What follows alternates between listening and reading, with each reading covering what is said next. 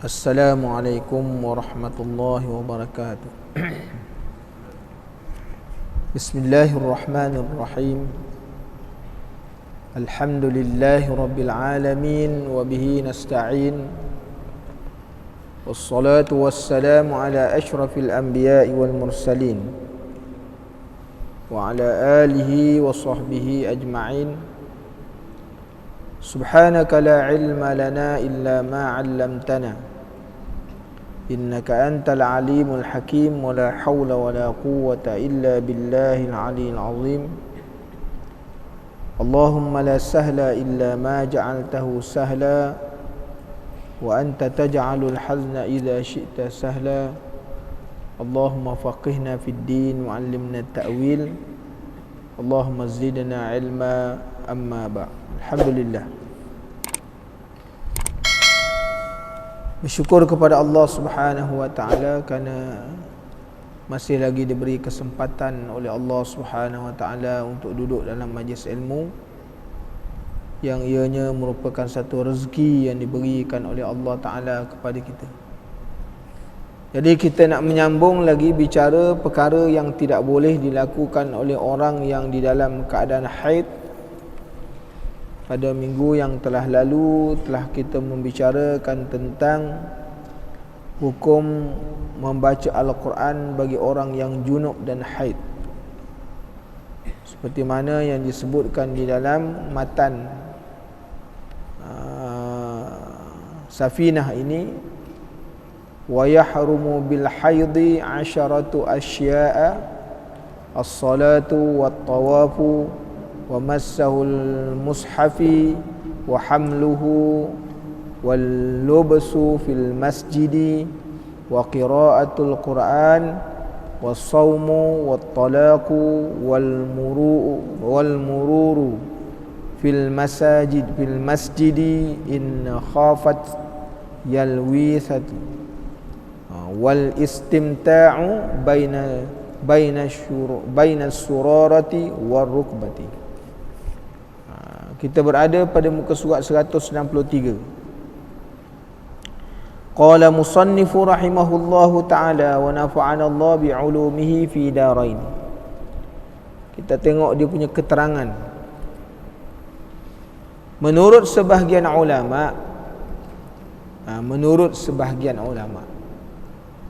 seorang hafizah, mana orang yang menghafal Al-Quran, orang yang hafal Quran atau guru Quran yang menjadi guru, kan, Syekhul Quran yang mengalami haid. Ini bagi orang perempuan lah. Perempuan ni ada ramai orang yang hafal Quran, orang perempuan ramai yang menghafal Quran, dan kebanyakan orang perempuan ni jadi guru Quran. Di kampung-kampung, di taman-taman, banyak yang menjadi guru Qurannya ialah wanita. Orang lelaki dia tak apa mengajar, dia tak nak mengajar Quran. Sebab orang pun takut tengok dia, cengih. Orang kadang kata cengih ni memang garang berpenuh. Jadi orang perempuan ni dia sesuai, sesuai tu. Sebab tu dua pekerjaan yang amat sesuai dengan fitrah wanita ni, dia mumarridah dengan muallimah, iaitu menjaga orang sakit. Sekarang ni disebut nurse lah. Nurse tu adalah pekerjaan yang sesuai bagi fitrah dia. Sebab tu pada zaman Rasulullah dah ada dah. Nurse ni dah ada dah. Kerja dia apa? Bagi minum pada tentera-tentera Islam yang cedera, dan merawat tentera-tentera Islam yang luka dalam peperangan. Ini buat sesuai. Kalau zaman Rasulullah sallallahu alaihi wasallam, orang-orang kafir, dia kalau berperang, dia bawa semua isteri-isteri dia bawa. Kerana tugas isteri ni iaitu meniupkan semangat berjihad, supaya berperang bersungguh-sungguh. Itu tugas orang perempuan di medan peperangan. Mereka tak mengangkat senjata, tapi merawat. Dan begitu juga maknanya sesuai dengan fitrah. Bukanlah maksud saya tak sesuai yang lain, kan? Tapi ini memang sesuai sungguh, sebab dah berlaku pada zaman Rasulullah lagi, iaitu muallimah. Maknanya guru, dia mengajar. Sebab tu banyak para sahabat radhiyallahu anhum belajar dengan Sayyidatina Aisyah, kan? Mereka bertanya tentang hukum hakam, dan Sayyidatina Aisyah ni memberi fatwa. Dia mengajar, tapi mengajar belakang tabi, ya, belakang tabi. Selepas Rasulullah wafat, sahabat-sahabat semua kebanyakan ada masalah tentang hukum fiqh, mereka akan rujuk kepada Sayyidatina Aisyah radhiyallahu anha, kerana Sayyidatina Aisyah ni di antara golongan wanita yang paling banyak menghafal hadis Rasulullah sallallahu alaihi wasallam, selain daripada Abi Hurairah. Yang keduanya, siapa dia yang banyak hafal? Aisyah. Jadi jangan kita meminggirkan tu, kan? Abu Huzaifah, dia menghafal 5,000 hadis. 5,000 hadis, dan kebanyakan hadisnya sahih, diriwayatkan oleh Bukhari dan Muslim.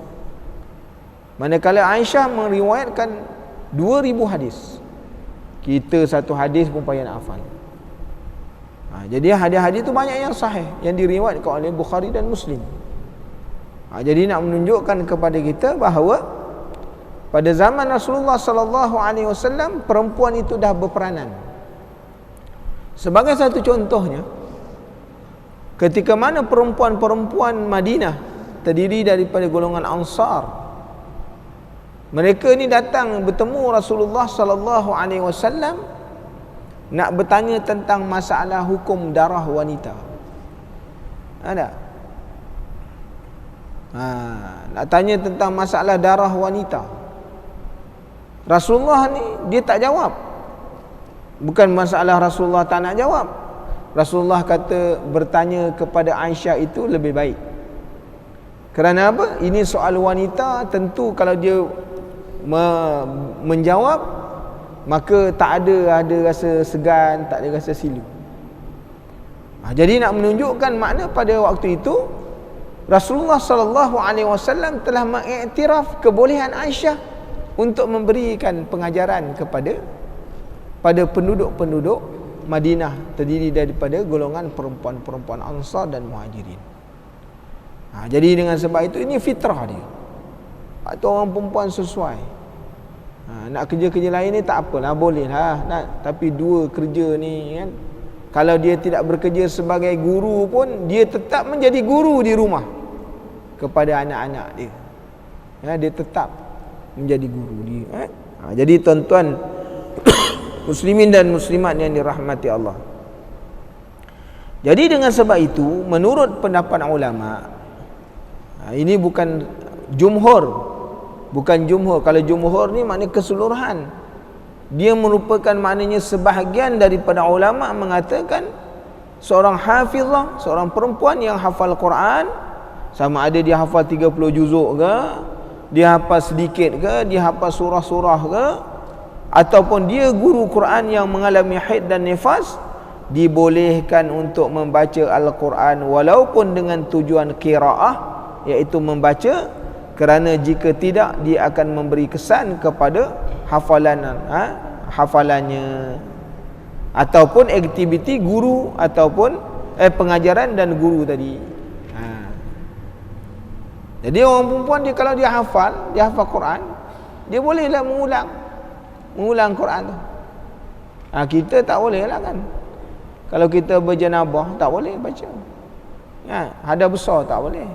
Tapi orang-orang perempuan ni bila dia datang haid dia lama, 15 hari. Bayangkan kalau 15 hari tak baca Quran, satu hari tak baca Quran pun hilang, gelap.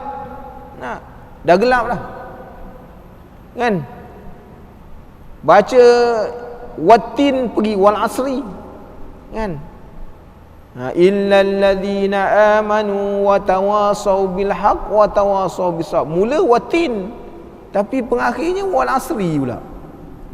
Itu kalau tak baca tuan. Quran ini seperti mana Rasulullah sallallahu alaihi wasallam kata, dia seperti mana seekor unta, sahibul ibil. Mana unta ni kalau kita tambat dia akan duduk. Tapi kalau kita biarkan, dia lepas, hilang, tak akan cari, tak jumpa. Maka Quran itu kalau dia terlepas daripada ingatan, lebih deras daripada seekor unta yang terlepas daripada ikatan. Tak baca 2-3 hari je kabur. Tengok cerita Korea pula, lagi kabur. Ya, kan? Dia lagi cepat hilang. Sebab tu Quran ini dia nur, dia tak boleh bercampur dengan zulumat.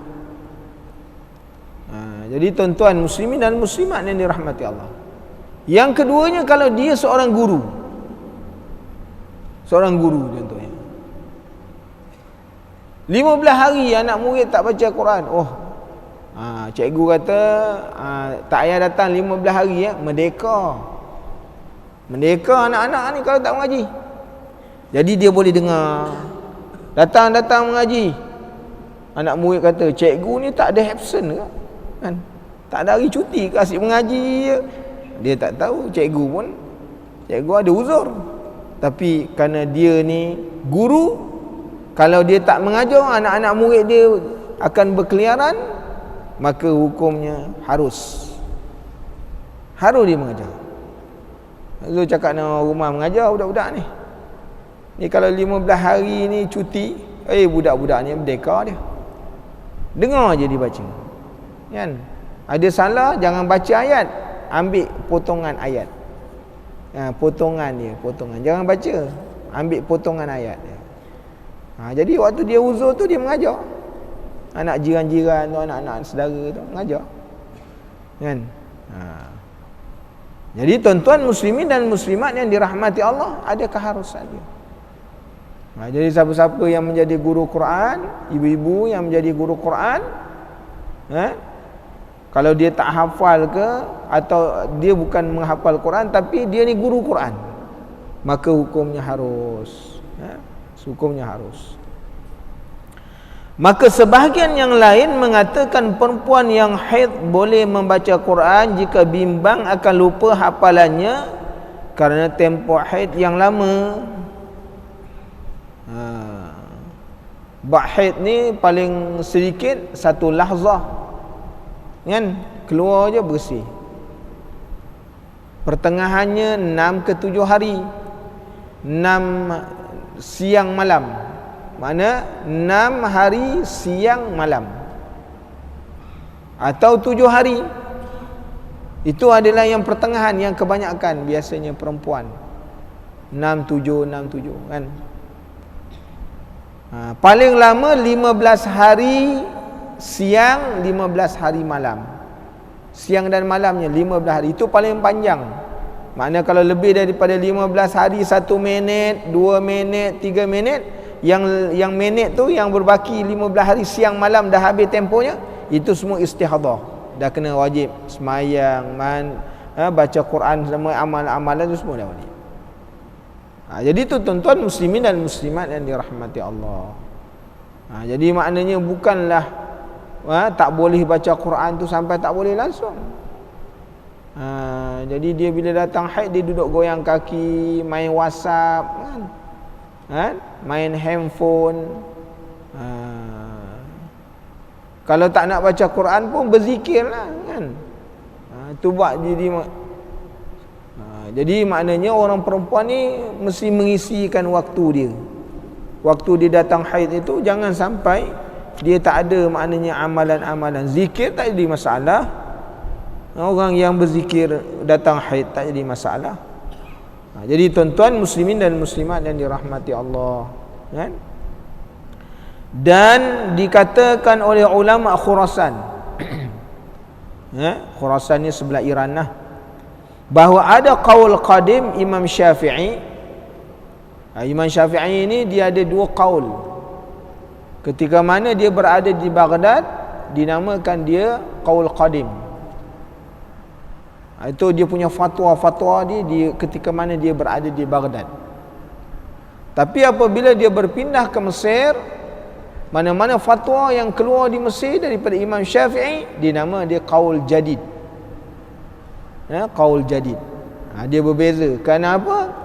Kenapa ada qaul qadim, qaul jadid? Sebab qaul jadid ini dia wakilnya di Baghdad.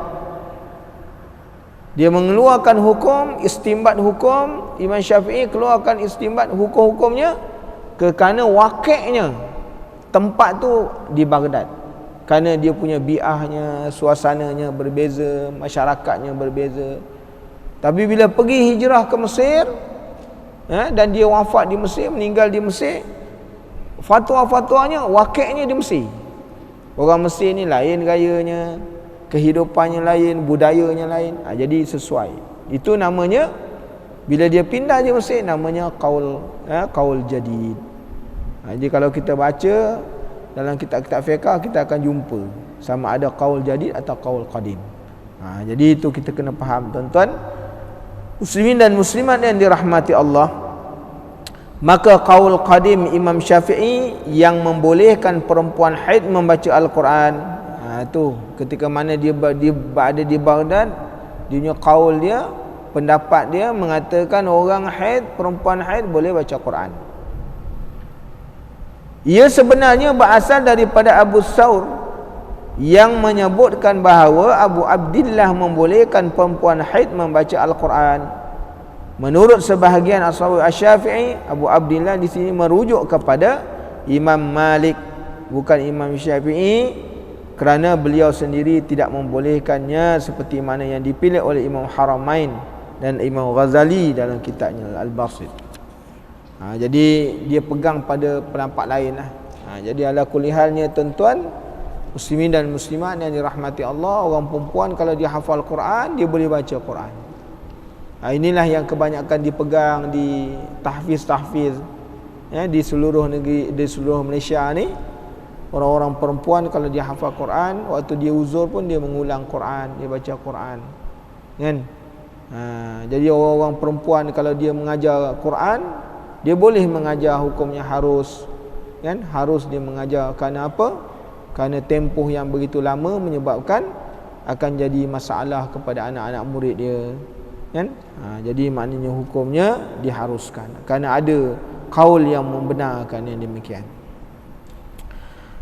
Pendapat mazhab lain tentang hukum membaca Al-Quran bagi orang yang junub dan haid. Kita tengok pendapat mazhab Hanafi. Masalah orang junub, pada pendapat mazhab Hanafi, boleh dengan syarat bukan tujuan membaca Al-Quran, seperti berdoa dan mengeluarkan dalil dan lain-lain. Jadi mazhab Hanafi dikata boleh baca dengan syarat walaupun ayat itu Quran tapi dia berbentuk doa. Rabbana atina fid dunya, itu kan doa. Tapi itu ayat Quran. Itu kan ayat Quran. Tapi oleh kerana dia menjadi doa, maka ia hukumnya diharuskan pada mazhab Hanafi. Ataupun ketika mana dianya mengeluarkan dalil. Nak datangkan dalil orang bakhil, dia keluarkan ayat. Dia bukan baca Quran tu, dia mengeluarkan dalil. Maka hukumnya harus. Ini pada pandangan mazhab Hanafi bagi orang yang junub, orang yang berhadas besar. Adapun perempuan yang haid, pada pendapat Imam Hanafi macam mana tentang hukum membaca Quran, maka di sana ada dua qaul ataupun dua pendapat. Riwayat yang pertama kata boleh, riwayat yang kedua kata tak boleh. Jadi tuan-tuan muslimin dan muslimat yang dirahmati. Jadi bila kita tahu hukum ni, dia memudahkan kita lah. Memudahkan kita dalam soal ibadat kepada Allah Subhanahu Wa Taala. Kita tahu ni mazhab ni boleh, mazhab ni ada yang tak boleh, ini boleh tak boleh, kan. Jadi memudahkan kita. Jadi nak menunjukkan Islam ni dia tak terlalu syadid lah. Kan? Tak terlalu syadid Islam. Hukum babi itu haram. Nah, adakah haram itu selama-lama? Adakah hukum haram babi itu selama-lama? Waktu darurah, ketika mana makanan tak ada, dicari, diikhtiar tak ada. Kan? Ada seekor babi melintah depan dia. Pakak berebut ramai-ramai. Makan kerana apa? Nak melepaskan daripada mana darurah tu tadi. Tapi jangan buat barbecue sudahlah. Makan kerana nak membolehkan daripada binasa pada nyawa dia. Jadi nak menunjukkan tak selama-lamanya jadi haram. Bila datang ada masyaqqah, al-masyaqqatu tajlibu taisir. Maknanya dia jadi kelonggaran. Ada. Arak contohnya. Adakah arak ini selama-lama jadi haram? Hukum asal tu memang haram. Hukum asal dia haram. Tapi adakah dia boleh datang jadi ada rukhsah ketika mana orang tak jumpa air? Makan ni tercekik makanan. Ada depan tu jumpa botol arak, ada air, minum. Kerana nak melepaskan, jangan sampai mati. Minum bukan satu botol. Kerana tu tuan-tuan muslimin dan muslimat yang dirahmati Allah. Ni kadang-kadang orang yang dengar pula dia potong. Wah, imam besar kata boleh minum arak. Dia potong kat tu je. Maut aku kan? Jadi tuan-tuan muslimin dan muslimat yang dirahmati Allah, dia dengar dia potong kat tu je. Kan? Jadi masalah dia tak cerita habis kita punya ulasan. Jadi masalah kerana orang-orang yang macam ni namanya orang yang tidak amanah dengan ilmu. Tak amanah dengan ilmu. Ni orang ni dinamakan khianat nama dia. Khianat dalam bab ilmu. Kan? Jadi tuan-tuan muslimin dan muslimat yang dirahmati Allah, nak mengingatkanlah. Kan? Supaya kita kalau merakam-rakam tu jangan sampai begitu jadi. Kan? Okey. Tengok dari Imam Malik pula. Pendapat Imam Malik berkenaan dengan orang yang janabah dan haid ketika mana tentang hukum baca Quran. Imam Malik kata boleh jika membaca sebahagian sahaja. Membaca sebahagian ayat, bukan lengkap. Contoh dia kata apa? Masaluhum kamasalil ladzi istawqada naran falamma adaa'at ma hawlahu zahaballahu binurihim wa tarakahum fi dhulumatin la yubsirun. Itu satu ayat lengkap. Itu ayat yang sempurna. Dia boleh baca masaluhum kamasalil ladzi a'la. Itu tak sempurna ayat tu. Abang ni sebahagian ayat tu boleh dibaca. Kalau tu dia waktu dia mengajar kan, ibu-ibu dia mengajar Quran waktu dia haid, dia ajar macam tu.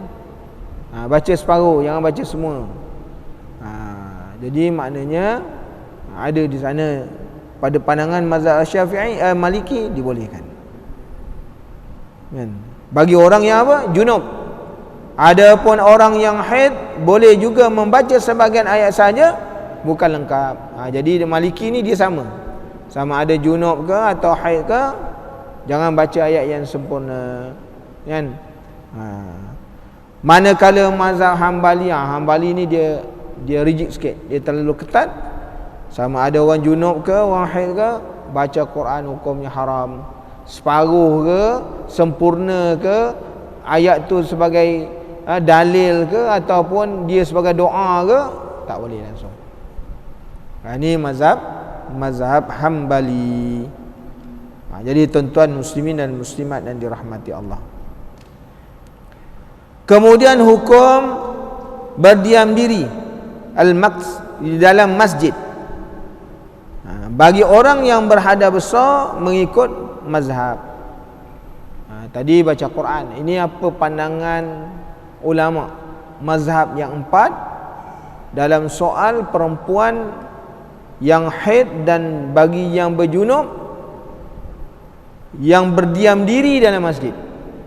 Makna masuk ke dalam masjid macam mana? Jumhur Asy-Syafi'iyah, sama ada bagi orang yang junub atau orang haid hukumnya haram. Tak boleh. Jumhur, makna jumhur ni keseluruhan, kebanyakan yang berpegang dengan mazhab Syafi'i kata orang perempuan haid ataupun yang berjunub tak boleh masuk. Ibnu Munzir dan Ibnu Muzani, hukumnya pada perempuan yang haid tak boleh berdiam diri, hukumnya haram. Bagi orang yang berjunub maka hukumnya boleh, iaitu harus. Hukumnya diharuskan.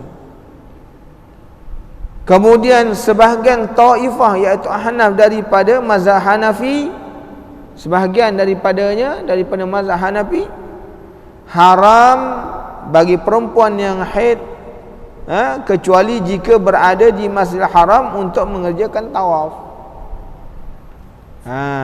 Orang haid kan tawaf dalam mazhab Hanafi, dia di sana dia ada rukhsah untuk dia. Kalau kita Syafi'i tak boleh sama sekali kan. Bagi sebahagian daripada Hanafi mengatakan haram kecuali berada di Masjidil Haram untuk tawaf perempuan. Dan orang yang berjunub tak boleh sama sekali kan. Tak boleh.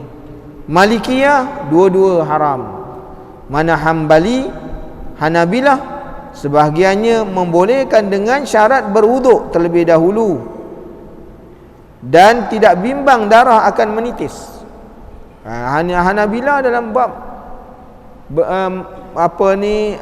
perempuan yang haid ini berdiam diri dalam masjid, dia agak longgar sedikit, mengatakan bahawa boleh dia masuk dengan syarat dia kena wuduk dulu. Syarat yang pertama dia kena wuduk, dan syarat yang kedua dia kena memastikan bahawa ketika mana dia berada dalam masjid tu tidak ada maknanya darah haid dia menitis kan. Jadi dia kena jaga. Dan bagi orang yang berjunub boleh dengan syarat berwuduk terlebih dahulu. Jadi Hambali kita boleh tengok kepada mazhab-mazhab yang lain kan dalam masalah-masalah ni. Hukum melintas wal murur, melintas dalam masjid bagi orang yang berhadap besar. Kita tengok pandangan mazhab perempuan haid atau nifas. Bagi pendapat Syafi'i, haram jika bimbang darah akan menitis. Yang keduanya makruh jika tidak ada hajat. Kalau sekiranya haid atau nifas, kalau tak ada hajat, Syafi'i kata hukumnya makruh. Dan tidak bimbang akan darah menitis. Dan yang ketiganya harus boleh jika hajat dan tidak bimbang akan darah. Dengan sebab itu tuan-tuan, kita berpegang ni lah. Kita ambil mazhab ni, kita pegang. Sebab tu kelas-kelas tahfiz ni yang beroperasi di masjid negeri, kebanyakannya 70%-nya gurunya adalah wanita kan, yang belum putus haid lagi. Jadi waktu dia kalau datang haid, takkan dia tak nak mengajar? Anak murid ada. Jadi kita ambil pandangan ni, mengambil pandangan kan bagi orang perempuan ini. Dia kelah-kelahnya di bawah, dekat dengan tandas kan. Ini atas ni tak boleh lah, tapi kelahnya di bawah. Waktu dia uzur dia, kita tukarkan kelas dia. Di bawah sana, dekat tandas sana, tempat wuduk. Bolehlah dia beroperasi Atas ni kita bagi orang-orang yang masuk dalam dewan tak boleh. Jadi tuan-tuan muslimin dan muslimat yang dirahmati Allah. Bagi Hanafi haram sama orang ada haid, nifas ke atau berjunub tak boleh. Maliki pun sama, begitu juga Hambali. Hambali seperti mana mazhab Syafi'i pada hukum haid dan nifas, dan pada jenabah sama seperti mana Hanafi dan Maliki. Jadi tuan-tuan muslimin dan muslimat yang dirahmati Allah, supaya kita melihat di sana ada beberapa perkara yang perlulah kita kena awasilah.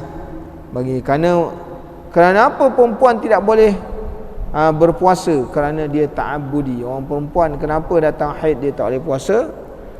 Kerana sebagai maknanya ta'abbud, kan, itu sebagai perintah, sebagai perintah tu.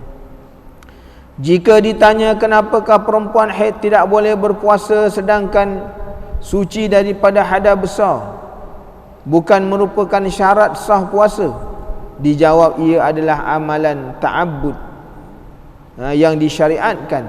Kerana itu dah perintah Allah. Allah Ta'ala dah menetapkan waktu kamu haid tak boleh puasa, taat aja. Jangan tanya siapa kenapa tak boleh puasa, orang lain boleh puasa. Ini double standard. Tak payahlah cakap macam tu. Tak payah tanya. Kerana itu arahan Allah Ta'ala, kan? Dan Allah Ta'ala arah begitu, buat aja. Kenapa kami tak boleh semayang, kan? Kenapa kami tak boleh puasa? Tak payahlah tanya. Dah diberi itu, ambil ajalah. Macam orang musafir, ada orang musafir sembahyang ni tuan-tuan asalnya ialah tamam, dilakukan secara tamam. Tapi apabila perjalanan seseorang itu dia bermusafir, maka hukumnya rukhsah. Rukhsah diberi kelonggaran kepada dia, boleh mengkasarkan sembahyang pada sembahyang-sembahyang yang 4 rakaat. Kenapa dibolehkan? Kerana itu sebagai satu hadiah Allah Ta'ala kepada hamba-Nya. Dah diberi, ambil ajalah. Aku nak sembahyang 4 rakaat, aku rasa tak puas lah, masjid buka pun tak datang, kan? Jadi tuan-tuan muslimin dan muslimat yang dirahmati Allah, dah dibagi rukhsah, itu hadiah, ambil lah hadiah, kan? Jangan buat action pula. Ada bagi hadiah, ambil. Nanti ditarik balik susah pula. Jadi tuan-tuan muslimin dan muslimat yang dirahmati Allah, senangnya kita ikut bagaimana para sahabat radhiyallahu anhum. Ketika mana dalam satu perjalanan musafir, ada yang puasa, ada yang tak puasa. Dalam satu perjalanan musafir, ikut macam mana sahabat. Sahabat ni kita tengok orang yang maknanya dia mengerti, dia faham, dia mengaji dengan Rasulullah pula. Kita ni kadang mengaji dengan kejap je, mengaji tak sampai beberapa minit, lepas tu dia punya alim bukan main lagi, kan? Kita tengok ikut bagaimana para sahabat radhiyallahu anhu. Dia mengaji bukan dengan cara-cara, dengan Rasul sendiri. Dalam mereka ni melakukan melaksanakan hukum, kita tengok dalam melaksanakan ibadat. Dalam satu hari permusafiran, ada yang puasa, ada yang tak puasa. Kerana musafir dalam waktu berpuasa bulan Ramadan.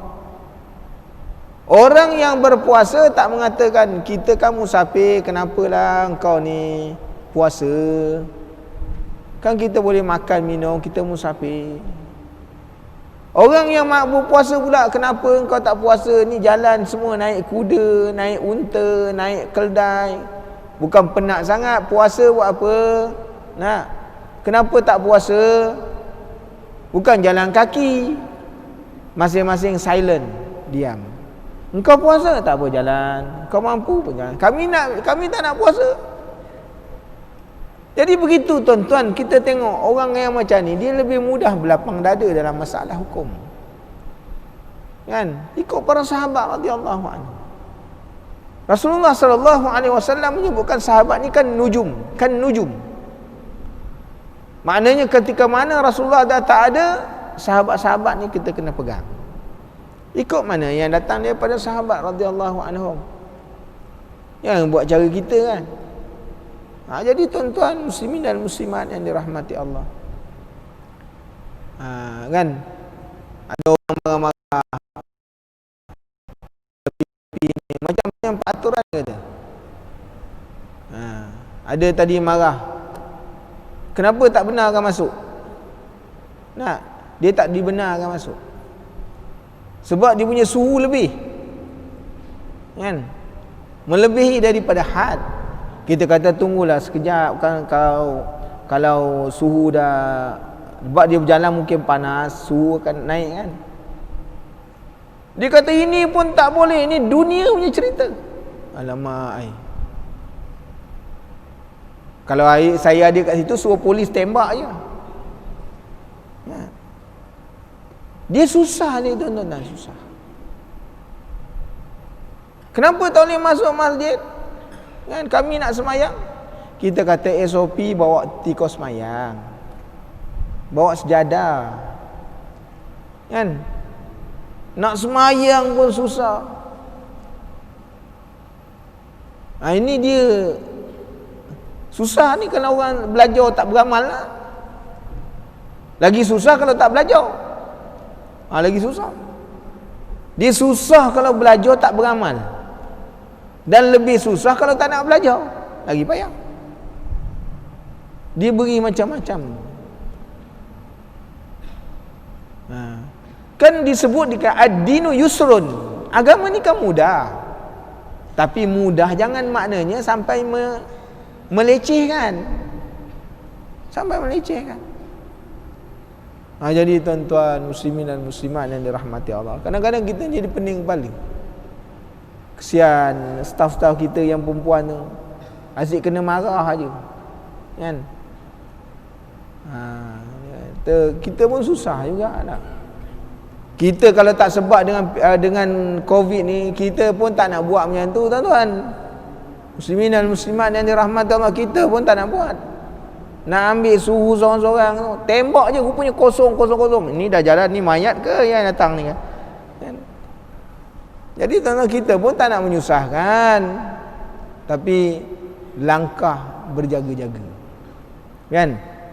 Kerana dalam fiqh ni dia ada hukum ikhtiyat. Ikhtiyat ni apa? Ambil langkah berhati-hati. Kerana wabak ni kita tak nampak, dia boleh merebak dan sebagainya, kita ambil jalan berhati-hati lah. Tak pakai face mask contohnya, tak bawa sejadah, kerana dia boleh merebak dengan banyak cara, medium je banyak. Jadi kita kata, bukan kita tak bagi semayang, yang nak tak bawa sejadah, tak pakai face mask, semayang di luar. Yang pakai face mask, bawa sejadah, semayang dalam. Kita tak pernah halang orang nak semayang lah, kan? Semayangnya ni di luar tuan-tuan, sampai dekat dataran tu pun, ataupun di kaki-kaki lima, hukum semayang Jumaatnya sah. Kerana apa? Mereka dalam masjid lagi. Cuma bezanya dalam bangunan dengan luar bangunan, tapi semua area tu masjid. Area tu masjid. Jangan risau kan semayang sah tak sah. Semayang Jumaatnya sah, kan? Jadi tuan-tuan muslimin dan muslimat yang dirahmati Allah, jadi dengan sebab itu, bila kata orang perempuan datang haid tak boleh semayang, tak boleh puasa, kan? Itu ta'abbud, dah diperintah, buat je lah. Kenapa pula maknanya puasa kena qada, semayang tak kena qada? Leceh yang macam ni. Jangan cakap leceh tuan-tuan. Itu perintah Allah Ta'ala, bukan Rasulullah buat saja-saja, kan? Bukan Rasulullah pandai-pandai buat hukum. Bayangkan kalau sekiranya orang perempuan semayang datang haid kena qada, belum habis qada kena datang haid lagi, dan sepanjang hidup qada semayang, kan jadi berat, jadi susah. Dengan keadaan diri dia, fizikal dia itu sendiri, kan? Jadi susah, tekanan hidupnya, kan? Jadi kan susah. Ada pun orang yang datang nifas contohnya tak, bersalin. Bersalin bukan setiap minggu. Kan? Bersalin ni paling maknanya cepat dalam tempoh yang singkat. Tak? Paling lama seorang tu maknanya dia bersalin dalam tempoh 2 tahun. Itu pun kalau sekiranya dia menyusukan anak. Dia menyusukan anak 2 tahun penuh, maka kadar kelahiran itu setiap 2 tahun. 2 tahun. Kan? Kan itu dah dibuat kajian dalam Quran pun sebut. Kan? Maknanya menyusukan anak dalam 2 tahun penuh. Maka dalam tempoh 2 tahun penuh dia menyusukan anak, dia tidak akan datang haid. Dia tidak akan mengandung. Kan? Tapi kalau sekiranya anak seminggu dah bercampur dengan lain, kejap je. Tapi ibu-ibu yang dah menopor tak payahlah risau. Tak? Jadi kan, jadi tuan-tuan muslimin dan muslimat yang dirahmati Allah. Okey. Kemudian talak ialah suami menceraikan isterinya. Ni talak. Haram suami mentalak isteri yang sedang haid. Ni sebetulnya benda ni terkeluarlah tajuknya, cuma dia nak menyangkutkan masalah haid, perkara-perkara yang bersangkutan dengan masalah haid. Bagaimana hukum seorang isteri yang ditolakkan suami dalam haid? Hukumnya jatuh.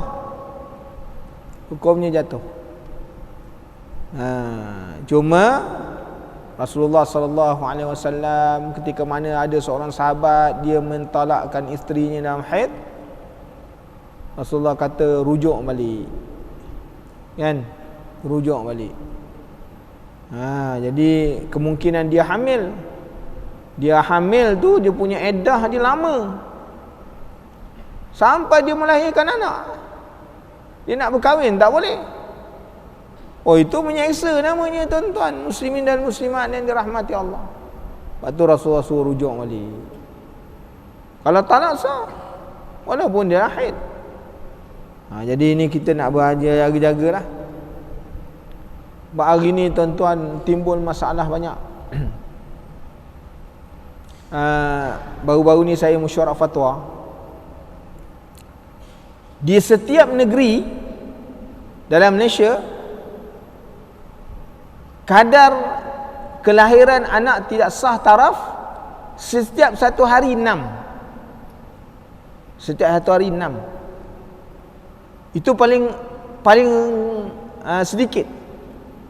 Di seluruh negeri, di seluruh ni.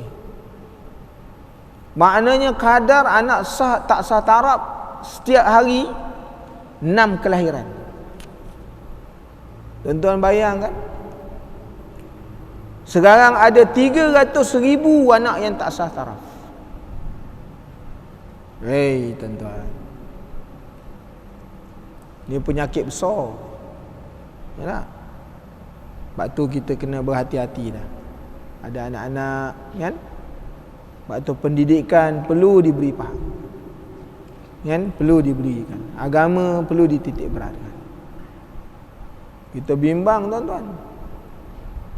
Dan kadar perceraian di Malaysia setiap 1 minit 15 perceraian. Banyak tuan-tuan. Banyak kadar perceraian. Bukan sikit-sikit. Dengan masalah nak tak sah taraf lagi, dengan perceraian lagi. Allahu Akbar. Sebab tu kita bimbang lah. Bimbang sungguh. Kalau tak ada agama ni, Allah, masalah besar. Jadi pendidikan agama penting supaya apa? Supaya institusi agama ni tidak runtuh. Datanglah belajar. Nak jadi orang alim tidaklah supaya faham, supaya kita faham. Orang muda ditarbiah, dia ajak datang ke masjid. Anak-anak perempuan datang bawa ke masjid supaya dia faham tentang agama. Kan? Bukan belajar tu nak jadi orang alim. Kalau alim tu bagus. Tapi untuk melepaskan kita punya kefarduan, sama ada fardu ain atau fardu kifayah. Didiklah anak-anak datang ke masjid. Kita ni besok semuanya akan tak ada dah. Siapa yang nak gantikan masjid di masjid kalau tidak mereka? Sebab tu mesti dididik anak-anak. Jangan datang seorang ke masjid. Bawalah isteri, bawa anak-anak ke masjid supaya mereka faham tentang agama. Jadi mudah-mudahan Allah Ta'ala memberkati pertemuan kita. InsyaAllah panjang umur kita bertemu pada masa yang akan datang. Sekiranya diizinkan oleh Allah Subhanahu Wa Ta'ala. Aku qauli hadza wa astaghfirullahal azim. Assalamualaikum warahmatullahi wabarakatuh.